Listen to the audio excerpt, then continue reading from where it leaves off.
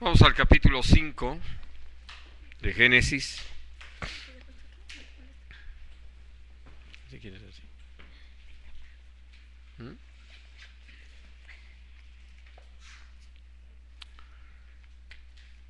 Aquí el Señor nos introduce a un tema que sin duda llama nuestra atención, sobre todo porque la historia de todos estos hombres va ligada a la longevidad y la de uno de ellos a la eternidad, ¿no?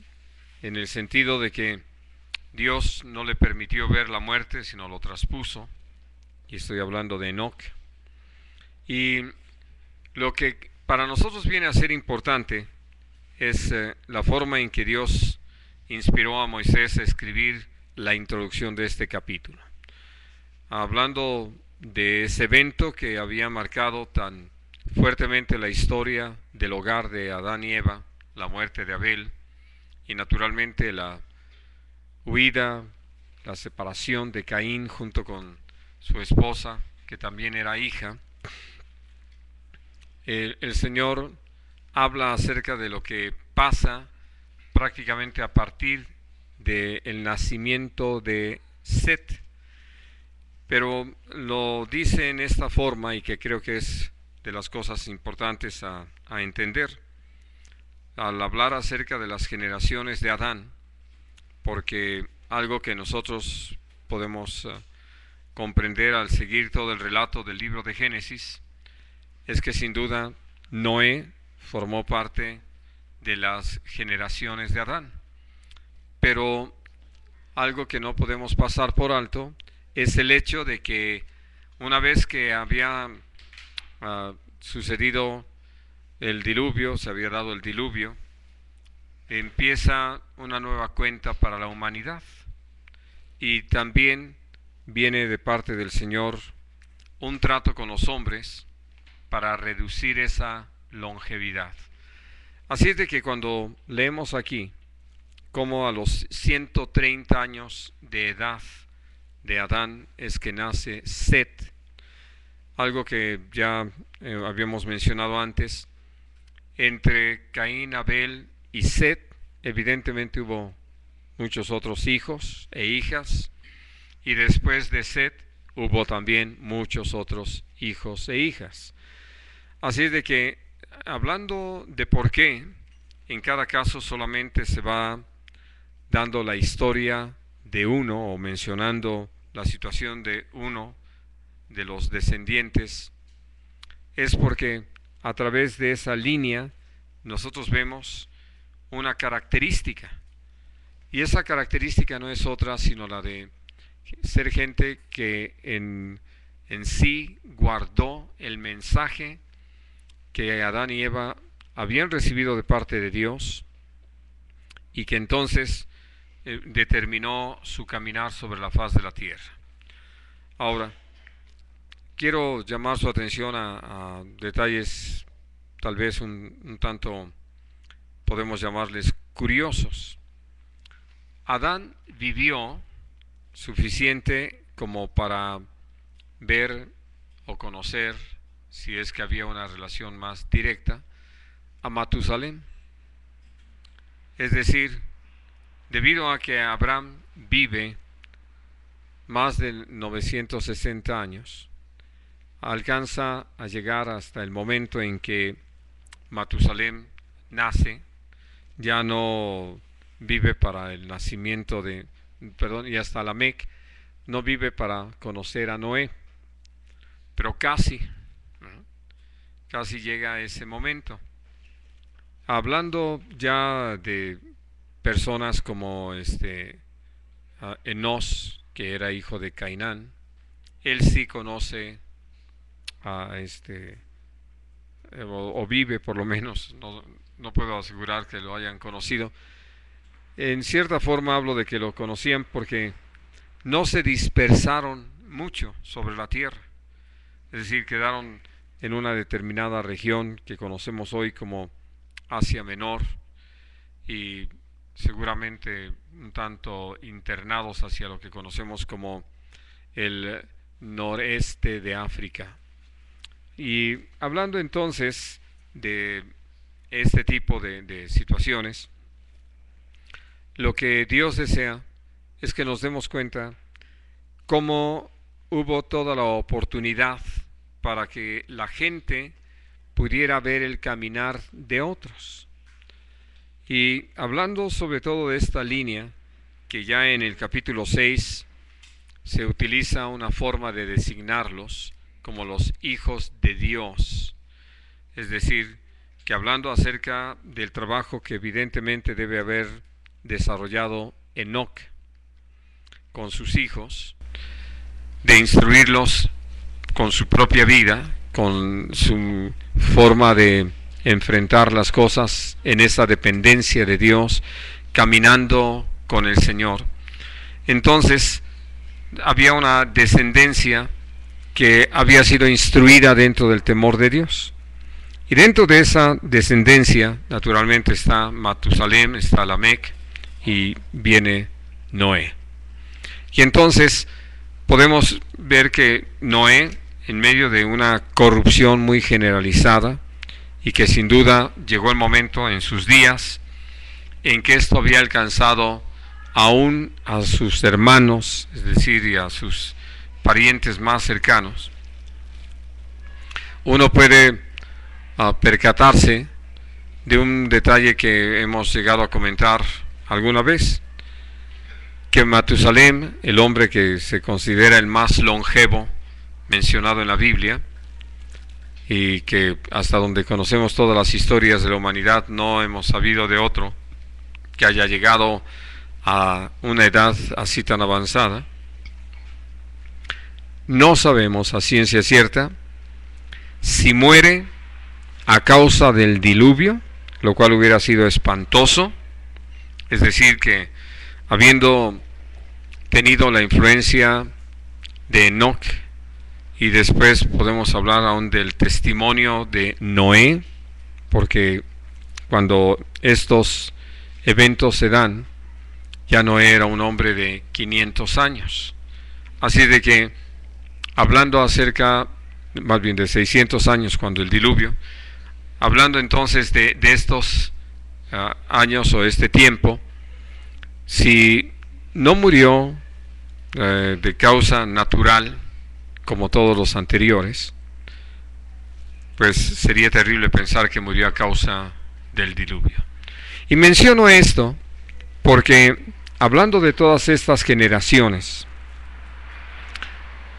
nosotros podemos ver que no son muchas, si ustedes piensan en cuanto a cantidad de generaciones, de descendientes, y que hablando solamente en el hecho de pensar en situaciones así de los años de vida, hablando de 1656 años cuando se da lo del diluvio, y entonces uno puede darse cuenta que en sí la humanidad, habiendo tenido el testimonio de gente que oyó a Dios, que conoció al Señor de una manera muy plena, como lo fueron Adán y Eva, aún del mismo Caín, que pudo oír al Señor, que Dios habló con él, y que podemos entender que en el caso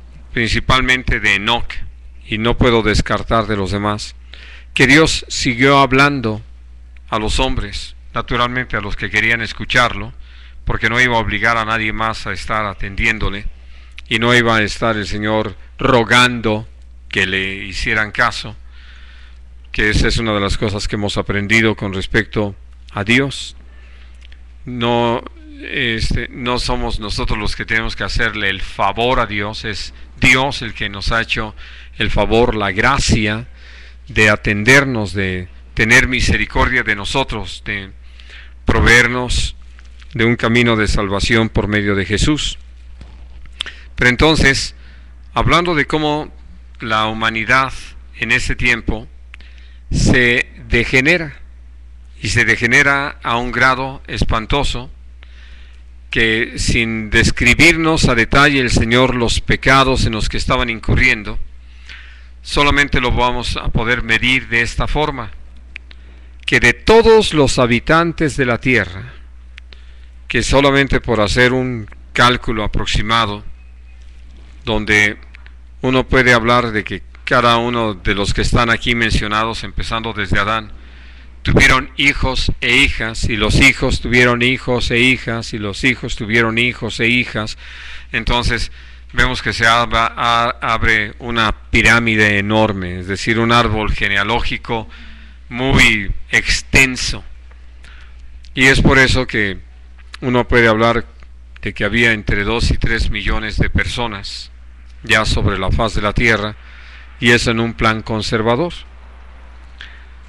Y entonces, si en medio de una cantidad así, solo 8 personas se salvan, entonces quiere decir que la humanidad se había corrompido de una manera impresionante, que habían llegado a la práctica del pecado de una forma tal que por eso Dios determinó destruirlos, y destruirlos a todos.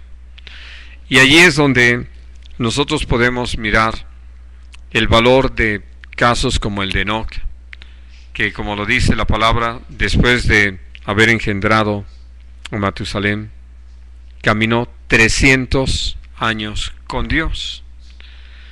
¿Y por qué deseo esta noche resaltar este hecho? Dios nos ha llamado a perseverar, a permanecer, a estar firmes en esta relación con el Señor. Y nosotros vemos hoy a la iglesia muy fluctuante. Vemos que no hay una constante, no hay ese crecimiento claro y decidido. Esta expresión que aparece en el libro de Proverbios, que nos sirve para entenderlo mejor, dice: la senda del justo es como la luz de la aurora, que va en aumento hasta que el día es perfecto. En otras palabras, que uno puede ver una constante de crecimiento, donde día a día uno va viendo cómo el creyente que permanece va madurando, va fortaleciéndose, va teniendo una visión cada vez más clara, más amplia, más firme, más segura.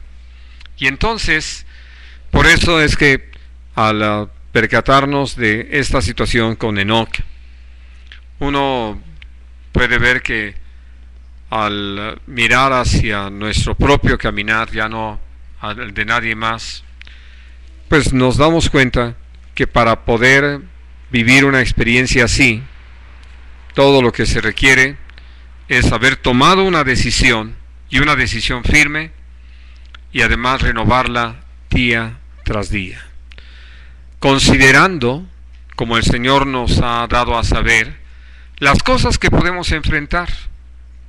Porque cuando oímos a algunos que empiezan a decaer en su ánimo, a descuidar su relación, a no permanecer amando, sirviendo, buscando al Señor, pues sus razones, sus argumentos son los problemas que enfrentan, las necesidades que padecen, las enfermedades, y que aparentemente no están teniendo respuesta, cuando Dios nos ha hablado de cómo en todo esto Él está trabajando en nosotros, como tuvimos la oportunidad de estudiarlo allí en Primera de Pedro, y que al reconocer entonces, por un lado, a nuestro Señor trabajando en nosotros, y por el otro lado, entendiendo que estamos en un medio que nos es hostil, que nos es contrario, y que lo peor que podríamos hacer es esperar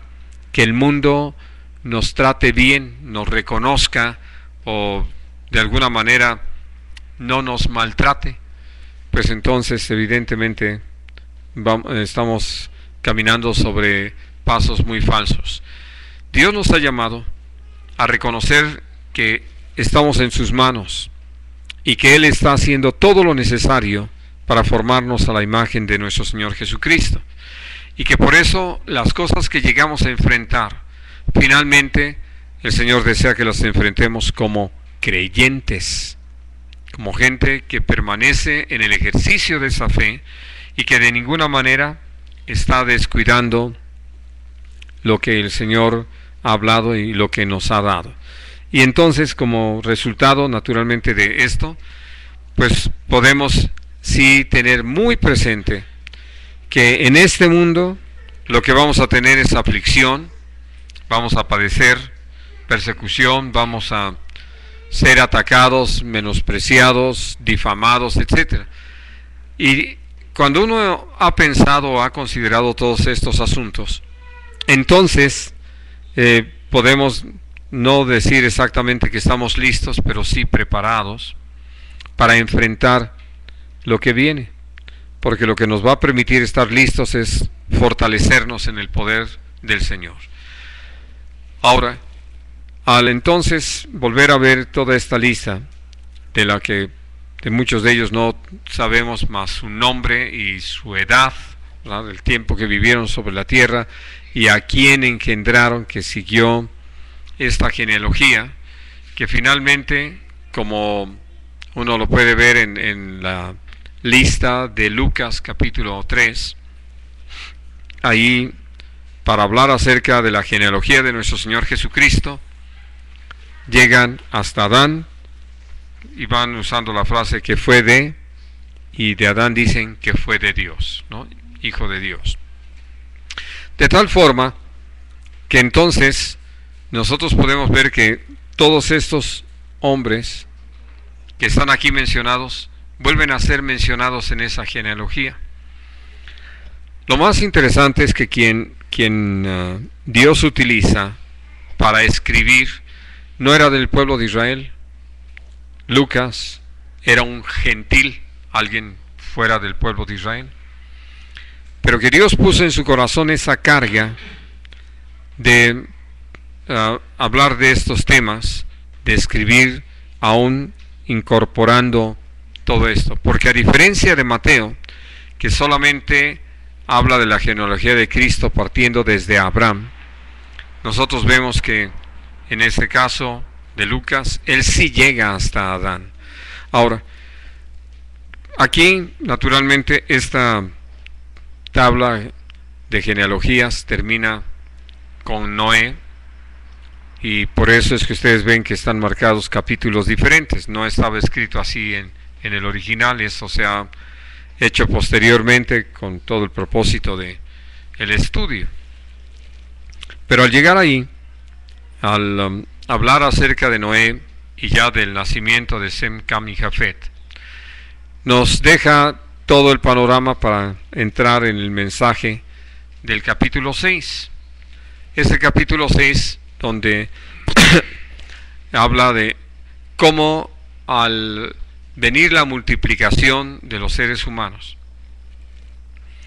la convivencia, el tener que compartir con otros los lugares, la alimentación, los espacios, en fin, pues evidentemente empezaron a darse todos esos pecados que nosotros hoy conocemos, que si bien es cierto no estaban tipificados todavía como pecados porque no había una ley dada a los hombres, sí había una conciencia.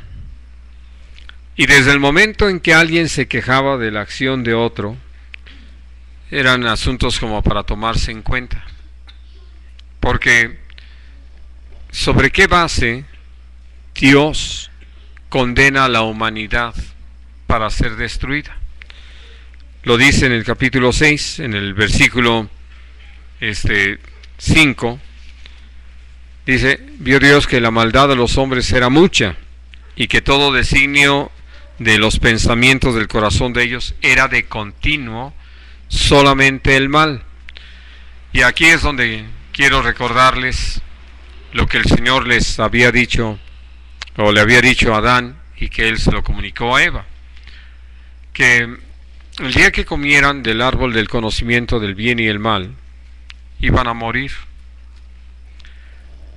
Una de las cosas que ya consideramos en el caso de Caín y Abel es que ya empieza a ser claro el manejo de estas cosas, de que un sacrificio se puede hacer de buena forma o de mala forma, y que esto, de acuerdo a lo que la palabra nos enseña, tiene que ver con reconocer o no a Dios, porque yo puedo ofrendar reconociendo que he recibido de parte de Dios, o puedo ofrendar pensando que es el resultado de mi esfuerzo, de mi trabajo, y entonces evidentemente lo doy no creyendo en que es Dios el dador de todas las cosas, sino que soy yo el generador de esos bienes, y que entonces, algo que lo estoy mencionando por lo que se maneja hoy en día, tengo derecho a reclamar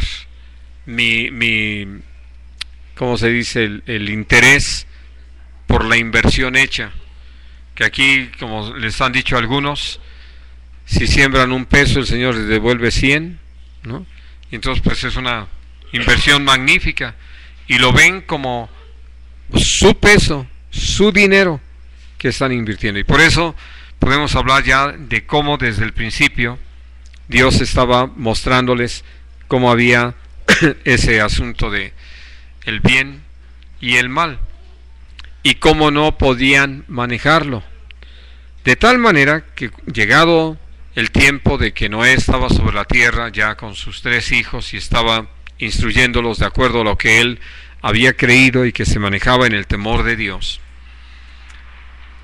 la actitud de la humanidad era que entre lo que ellos mismos habían entendido como malo, porque desde el momento en que podían responder incomodándose o inconformándose por lo que otros hacían, entonces habían estado señalando las cosas que eran malas, así como sintiéndose beneficiados por lo que era bueno.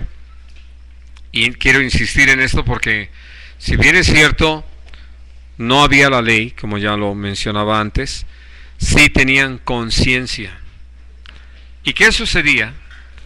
Como lo dice el Señor, el designio del pensamiento del corazón de ellos era de continuo el mal.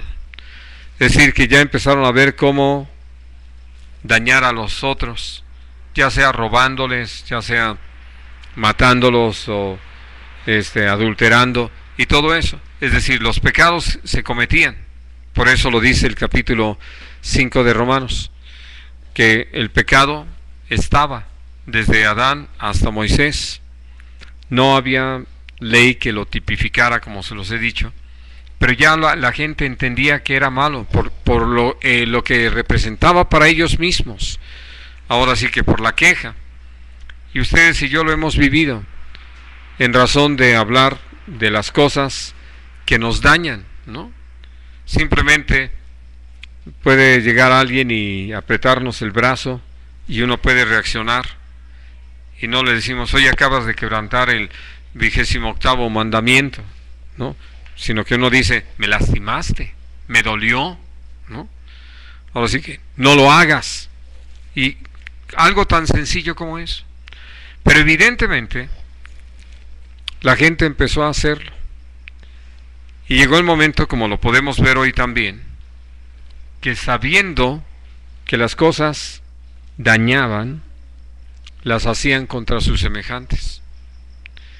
Dios vio eso, vio que la maldad de los hombres era mucha. Es decir, que ya la forma de vivir, y casi no puedo usar de buena manera el término convivir, era malo, ¿no? Donde ya había que estarse cuidando las espaldas todo el tiempo, y los demás que se cuiden de mí, ¿no? Porque ya a ver quién le podía ganar a los otros. Yo no sé si desde entonces acuñaron la frase aquella de que el que pega primero pega 2 veces, pero algo que podemos entender es que así se empezaron a manejar. Ahora, en medio de eso, por eso resalta el caminar de Enoc, el que él estuviera dispuesto a caminar con Dios.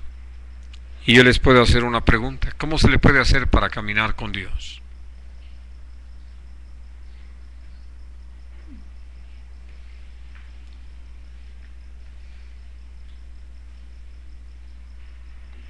Ya se les pasaron los 30 segundos.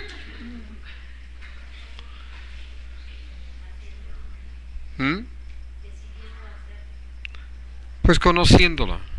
Es el punto de partida. Hablando con Él. Para saber dónde está Dios. Por eso usamos la frase buscar a Dios. Y teniendo esa relación con Dios, caminar en el sentido que Dios lo determina. Hacer lo que Dios quiere, cuando Dios quiere. Por eso nosotros podemos mirar más adelante cómo, sin existir esta Biblia que ahora nosotros tenemos a la mano, la gente pudo saber lo que era la voluntad de Dios y llevarla a cabo.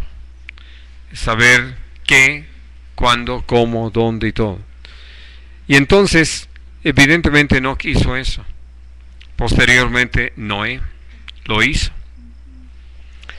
Y Dios, mirando la maldad de los hombres, llegó a esta situación a un punto muy importante.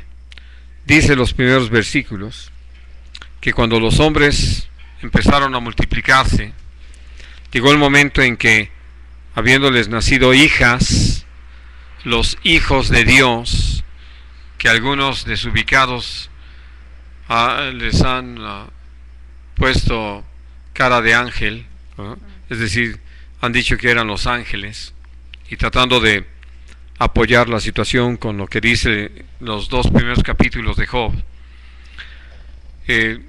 empezaron a fijarse en las chicas que no deben haber estado de mal aspecto, y entonces tomarlas por mujeres e engendrar hijos. Y una de las cosas muy interesantes es que hemos podido ver cómo hay quienes leen la Biblia sin prestarle atención. Por eso yo puedo decirles que sí necesitamos tener cuidado en ese sentido.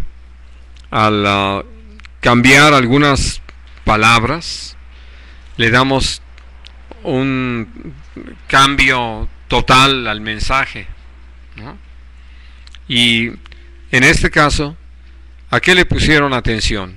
A los gigantes.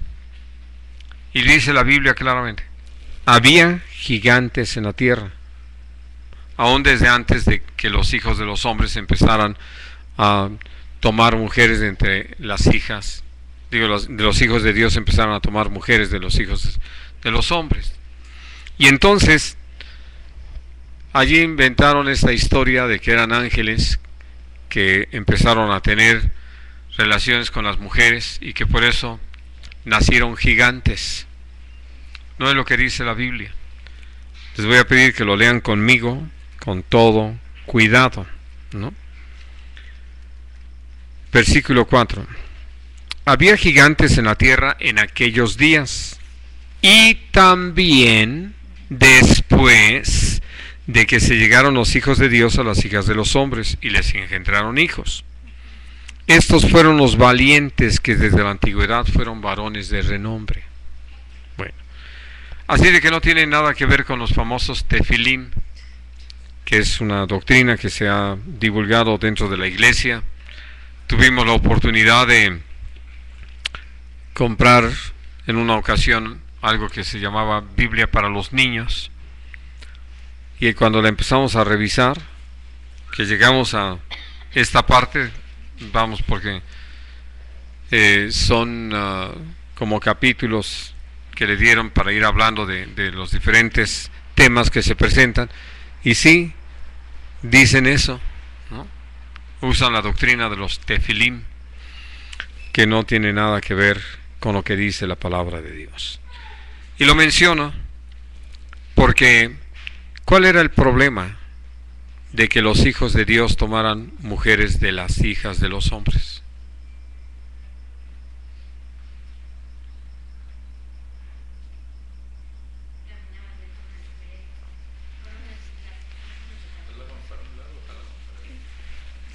Evidentemente, ¿no?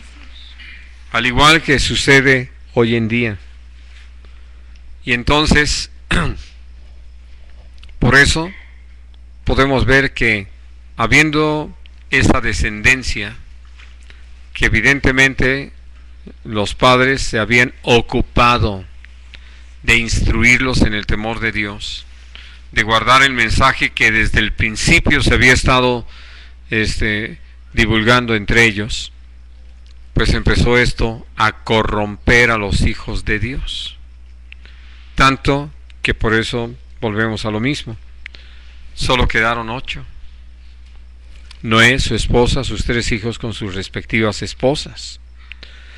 Y hablando lo que les decía hace un momento, en un cálculo que no podemos asegurar que sea absolutamente así, solamente para tener una idea, en razón de todas las generaciones y la gran multiplicación, uno puede considerar el hecho de que al hablar acerca de esta proporción, pues nosotros ahora sí que no fue 8 entre 100, ni siquiera 8 entre 1000, que ya sería 0.8, ¿verdad?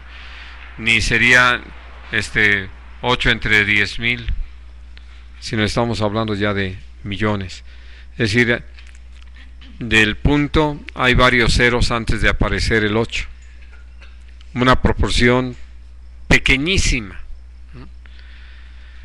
Y esto habla de cómo Dios, viendo lo que estaba pasando, es algo que tiene que ver con lo que Jesús dijo: ¿hallará fe en la tierra el Hijo del Hombre cuando regrese?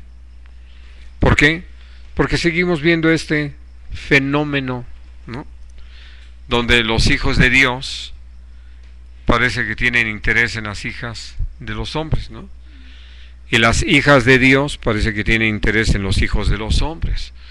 Y entonces lo hemos visto, y lo hemos visto repetido, de cómo cuando empiezan a hacerse estos matrimonios así, que no están compartiendo la fe, que son estos matrimonios llamados mixtos, pero lo único que vemos es que finalmente puede más el inconverso que el creyente, ¿no?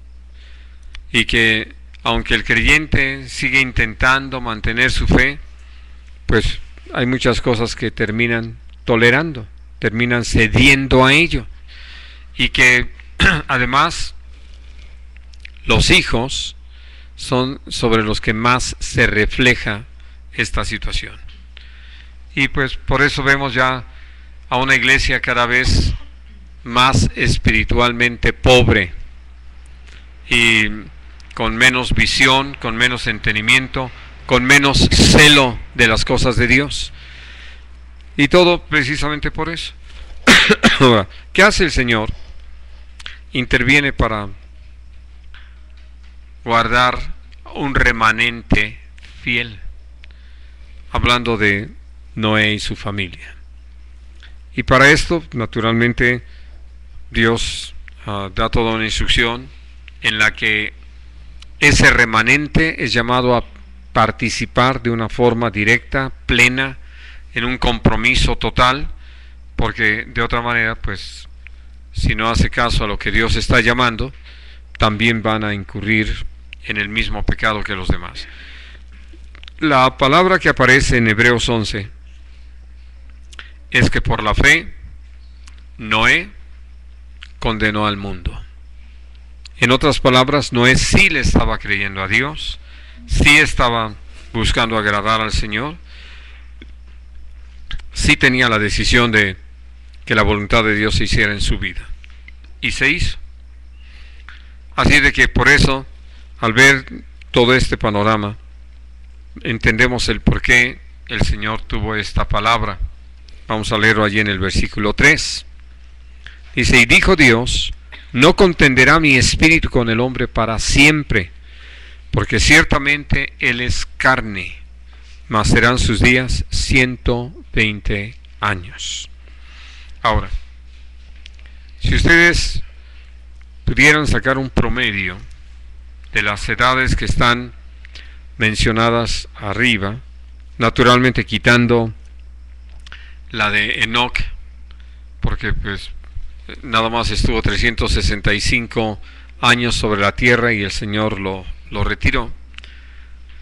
Ahora sí que se no cuenta, porque pues entonces no se eleva mucho la edad, ¿no?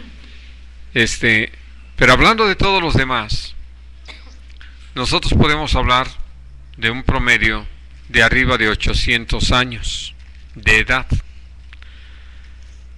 Esa edad promedio, Dios estaba diciendo cómo iba a intervenir para bajarla a 120 años. Nosotros podemos ver en el relato que sigue que Dios, al empezar a tratar con la humanidad, todavía Noé es un hombre longevo. Él vive prácticamente hasta los 950 años. Pero ya sus descendientes, Sem, rebasa los 600, pero ya después empieza a bajar la edad, hasta que podemos llegar a Abraham, donde la palabra de Dios nos dice cómo él prácticamente llega a los 175 años, ¿no?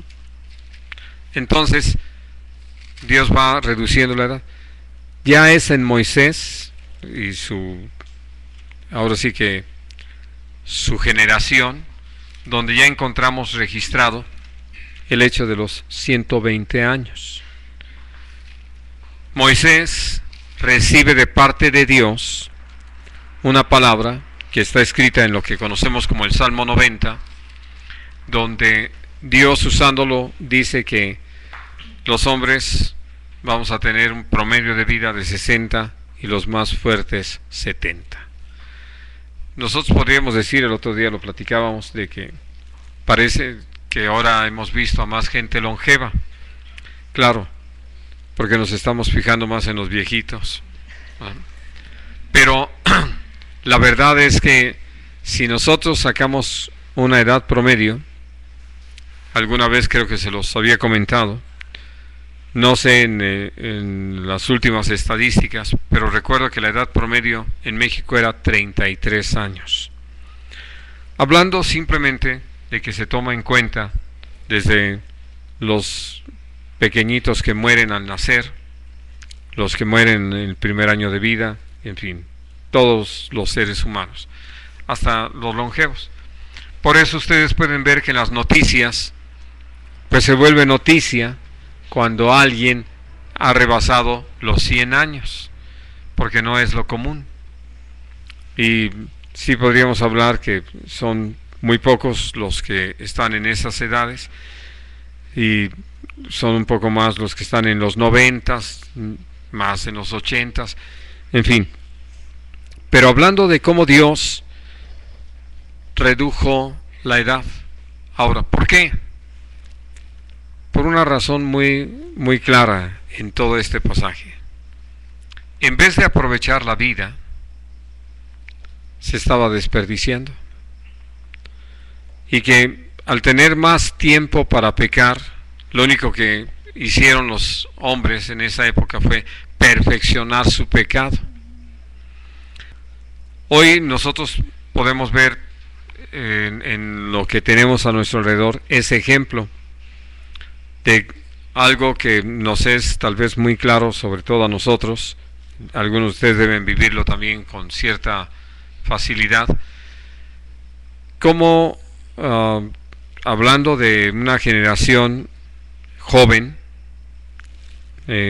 no sé, pensando entre los 20 a los 40 años, para hablar de promedios nada más, aunque hay algunos más grandes, algunos más chicos, pero los viernes se dedican a despilfarrar el dinero que ganaron en la semana o en la quincena, ¿no? A dañarse su organismo con drogas, alcohol y desveladas, y a exponer la vida en situaciones pues de peligro, donde puede haber riñas y asaltos y accidentes, en fin. Y entonces uno puede decir, así somos, la humanidad. Por eso Dios en su misericordia ha ido reduciendo la vida del ser humano. Porque si así hacemos tantos desmanes, destruimos tanto, desaprovechamos tanto la vida, pues imagínense si todavía pudiéramos llegar a los 900, ¿no? Ya creo que si llegábamos a los 900 ya llegábamos sin brazos, sin piernas, sin orejas, sin un ojo, sin dientes, sin nariz, quién sabe, ¿no? Porque no por otra cosa, sino por la práctica del pecado.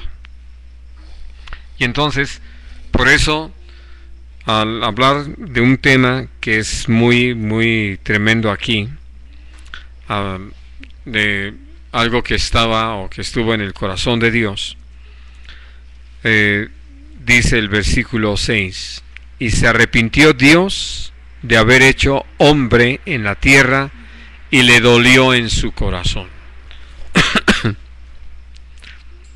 Ustedes y yo sabemos que el asunto no tomó por sorpresa a Dios, que el diluvio no fue algo que de repente se le ocurrió a Dios porque ya lo tenían fastidiado los seres humanos.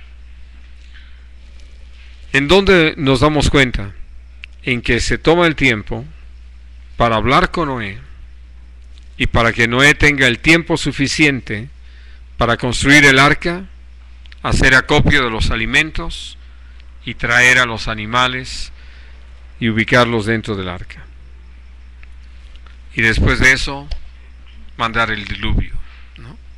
Por eso es que a Noé se le llama en la segunda epístola del apóstol Pedro, pregonero de justicia, que evidentemente mientras vivió su forma de vivir, sus hechos, incluyendo la construcción del arca, fueron un pregón de cuál es el camino de la justicia, lo que le es grato al Señor.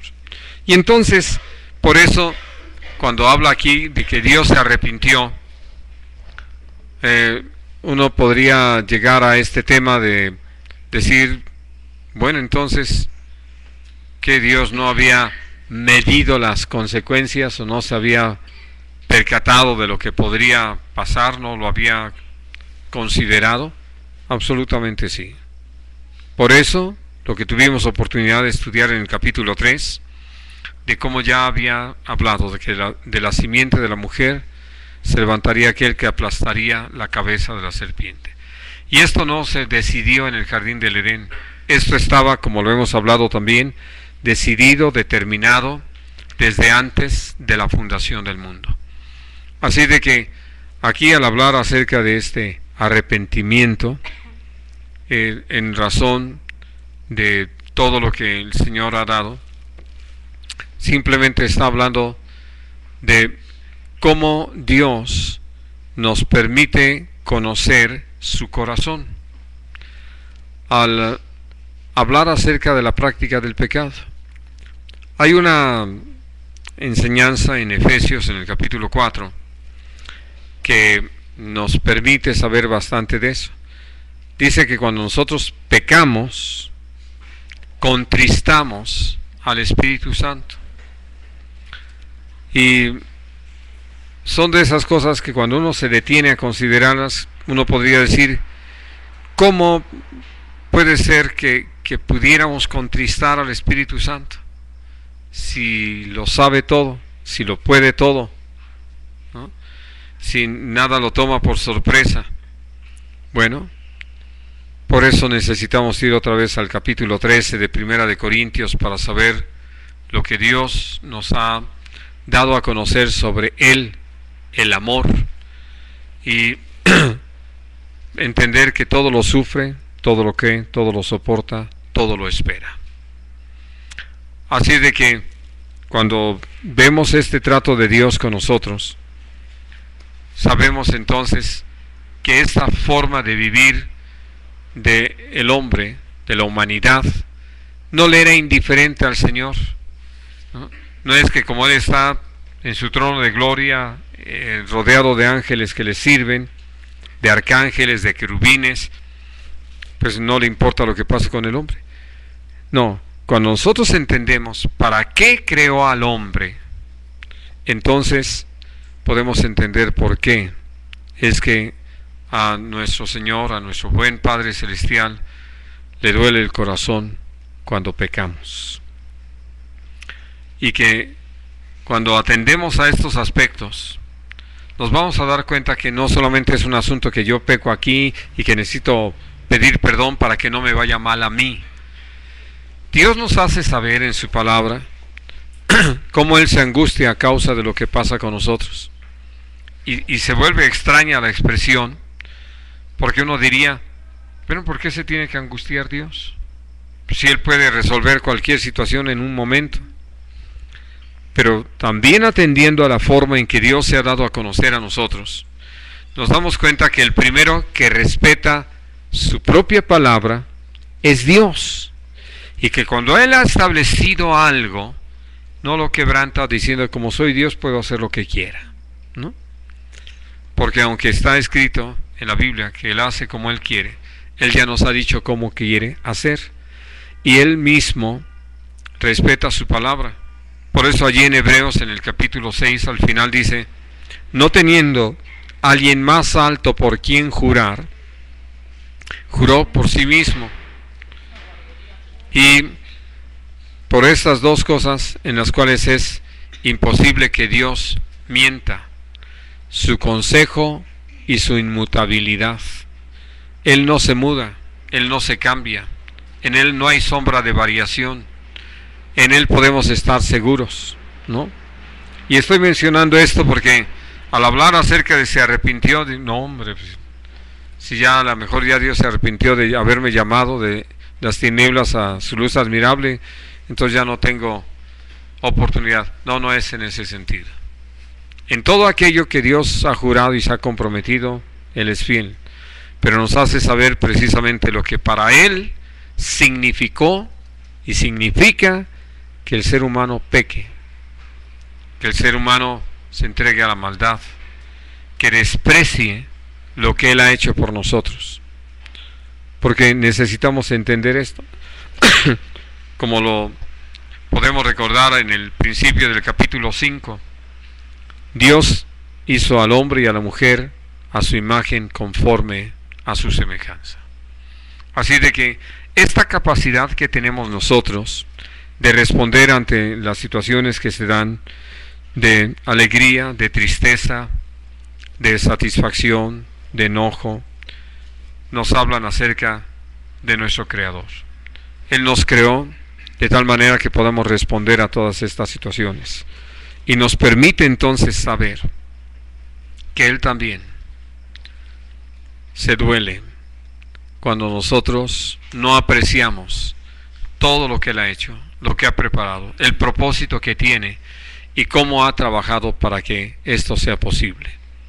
Así de que, atendiendo entonces a todo esto, creo que necesitamos mirar en el ejemplo que Dios nos deja de Enoc y naturalmente también de Noé y su familia, que es posible, aun en medio de una humanidad entregada al pecado, entregada a la práctica de la maldad, del engaño, de la mentira, de la infamia, ¿no?, de la incredulidad, de la idolatría, nosotros podemos caminar con Dios y hallar gracia delante de sus ojos y ser del remanente fiel y santo para el Señor. Vamos a dejar aquí nuestro estudio el día de hoy para poder, con la ayuda del Señor, si así nos presta la vida, hablar más a fondo acerca del diluvio la próxima semana, pero sobre todo de lo que el arca representa y de todo lo que el Señor habla a ese respecto. ¿Alguna pregunta sobre lo que hemos hablado hoy?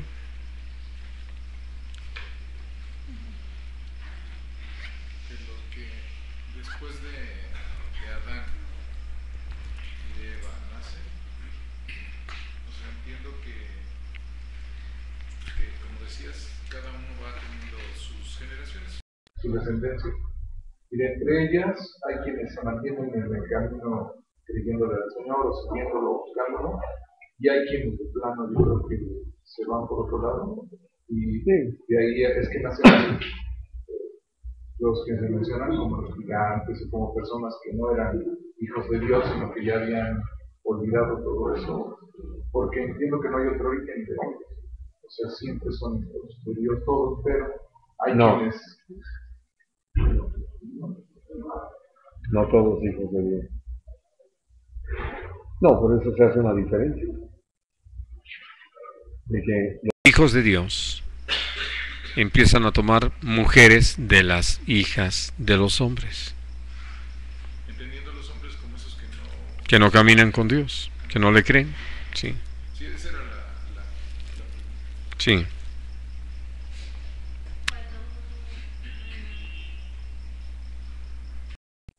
Bueno, por ejemplo, yo tenía o sea, cuando íbamos a hacer las fiestas nosotros, tuvimos un tío que era civil, y entonces siempre que íbamos a las fiestas, porque él la hacía, pero estaba ahí siempre, no como nosotros. Entonces nosotros, con ingredientes y todo, pero entrábamos a las fiestas también. Entonces, cuando él estaba ahí, pues nos dijimos, no lo vamos a hacer porque ahí está, ¿no? Pero y él sí nos enfrentaba, o sea, nos decía, venga, ¿cómo es posible que nos haciendo algo? Estamos trasladando al Señor, ¿no? Yendo a la corriente con todo. Yo no lo entendí hasta que el Señor trabajó conmigo. Ya cuando el Señor trabajó conmigo, pues ya fue totalmente diferente. Entonces, mi pregunta es esa, o sea, por ejemplo, yo, casi la mayoría de mi familia, se supone que son creyentes, pero hacen cosas que no, se mueven y caminan de forma, entonces eso tiene que ser un trato personal del Señor, o nosotros lo tenemos que buscar, cada cosa.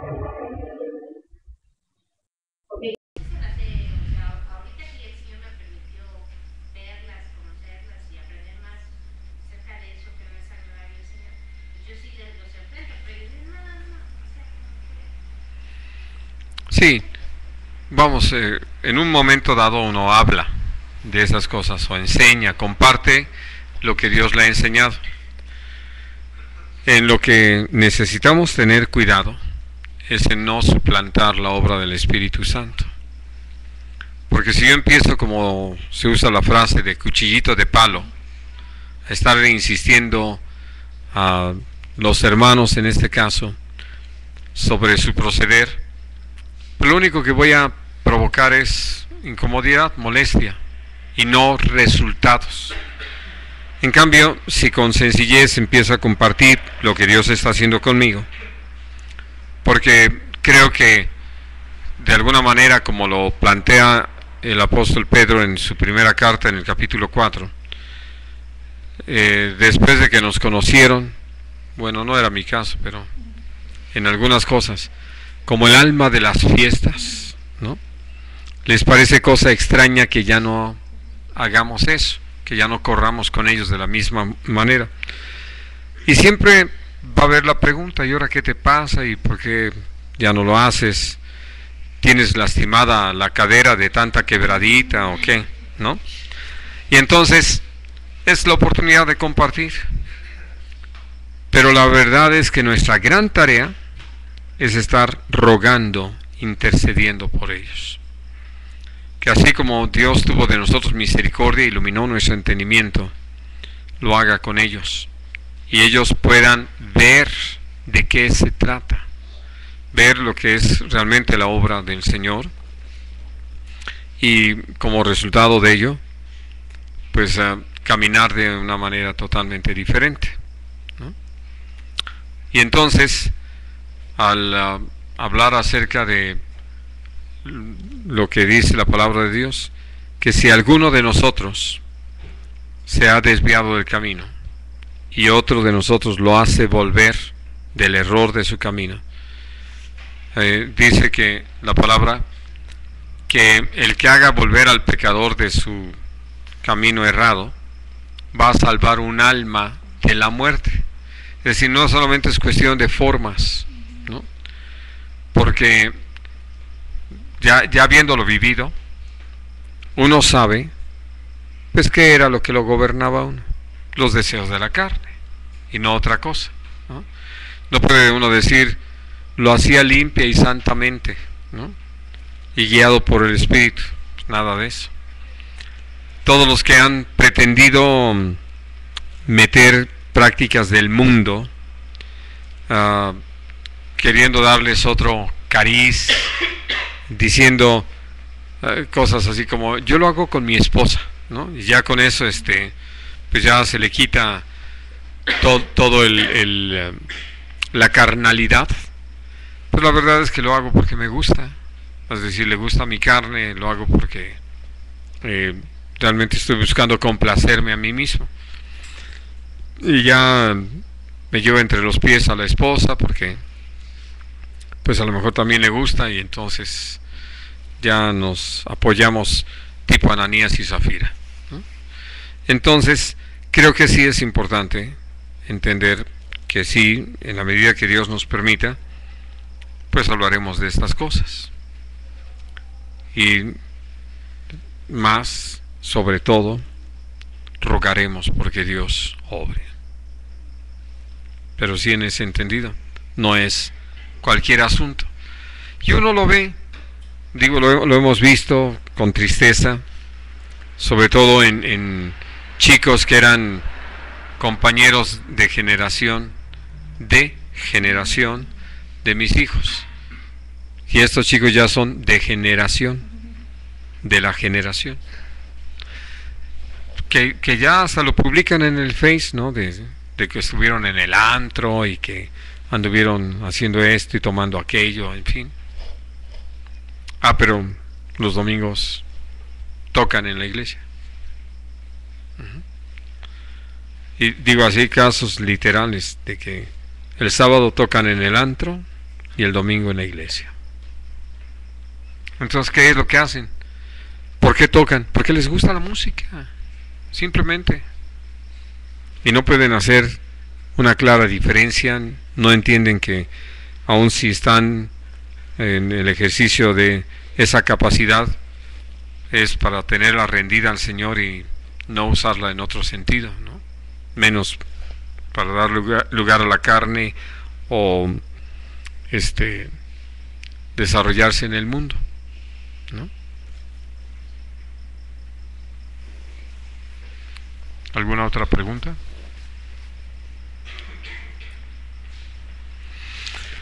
Bueno.